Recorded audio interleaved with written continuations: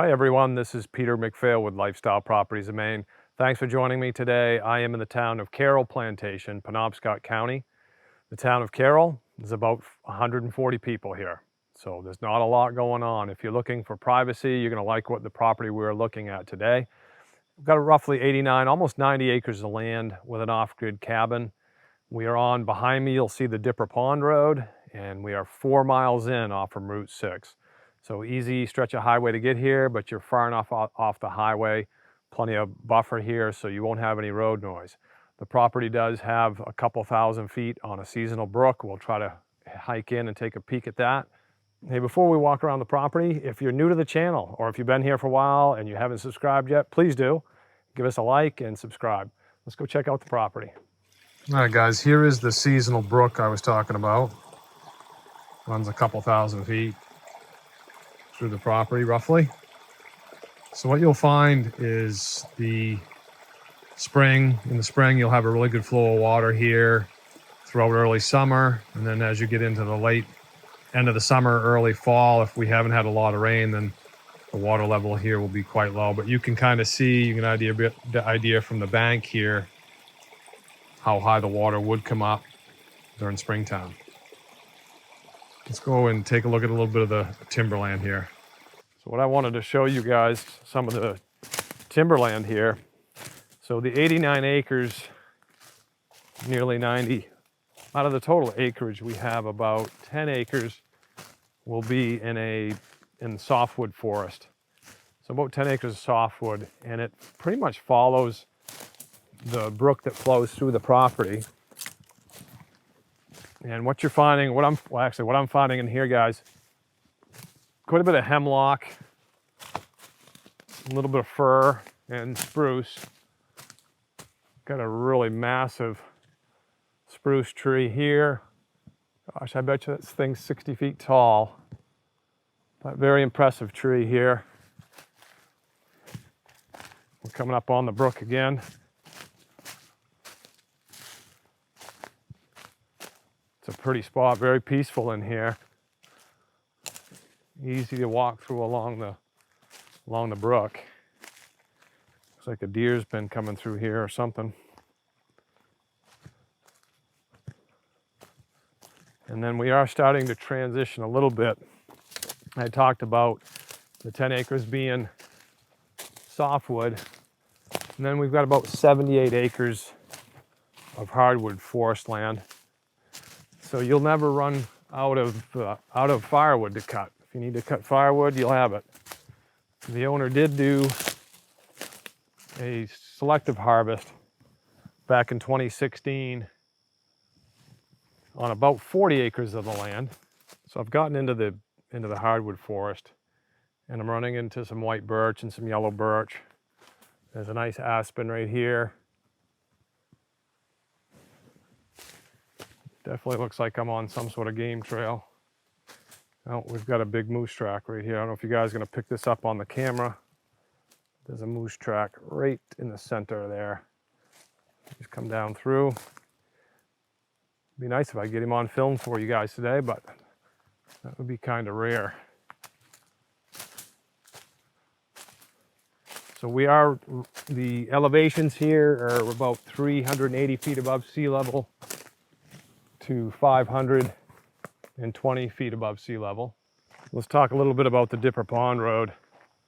As I said in the beginning of the video, we are 4 miles in off from Route 6 on the Dipper Pond Road. But if you enjoy ATVing, this is a great place to be. So you have miles and miles of road to ATV on. Hike on if you want, mountain bike if you want, if you don't want to be motorized, or if you want to be the motor, jump on your mountain bike. And there's pretty country out here. So this driveway, I would say, is about 400 feet in. So again, can't stress it enough, the amount of privacy you're going to have here. The only sign of life that I really saw on the way in was another set of moose tracks. Go figure, right? But pretty forest coming in. The road, driveway, could use a little bit of brushing back. Some of the limbs from the trees are hanging kind of tight, but that's real simple to do. Let's continue on up to the cabin. So before we head into the cabin, guys, I just wanted to point out this front deck, and it's 15 by 18. As you can see, part of it is covered, so if you have a rainy day, you can still come outside and look around a little bit without getting wet. There is a nice yard here, nice lawn area out front. Got some beautiful maple trees. Those will look nice here in another few weeks. But let's head into the cabin, take a look around. Entering the cabin, this first room here, open dining room, living room, kitchen area. This is 19 by 19, and it does have linoleum flooring in here, laminate countertop.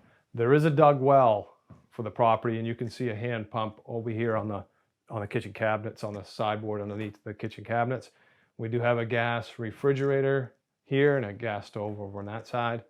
Nice wood stove for heat in here as well. And then in the back, we're going to take a look at the two bedrooms that are downstairs and then the loft as well.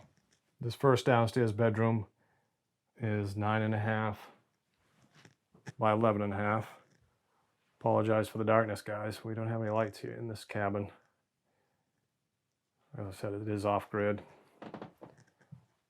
Then let's head over to the other bedroom on the first floor. So this one here is about 8.5 by 11.5.